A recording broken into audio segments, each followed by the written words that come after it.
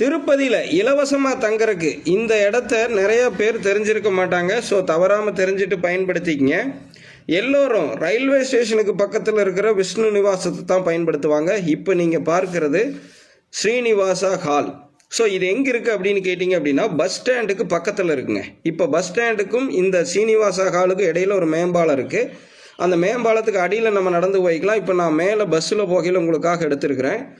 பணம் கட்டியும் தங்கிக்கலாம், இலவசமாகவும் தங்கிக்கலாம், 3 நேரம் சாப்பாடு ஃப்ரீ. எவ்வளவு வாகனங்கள் போனாலும் நம்ம ஒரு ஊரே பார்த்தீங்கன்னா வாகனத்தோடு போனாலும் பார்க்கிங் பண்ணுறதுக்கான வசதி எல்லாமே இங்கே அற்புதமாக இருக்குது. ஸோ தவறாமல் இந்த இடத்த பயன்படுத்திங்க.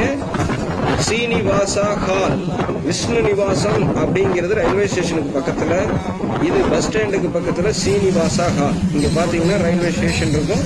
பஸ்ஸு இந்த இடத்துல போய் மேம்பாலத்தில் திரும்பி கீழே இறங்கி வந்து பஸ் ஸ்டாண்டுக்குள்ளே போகும். கரெக்டாக மேம்பாலமே பஸ்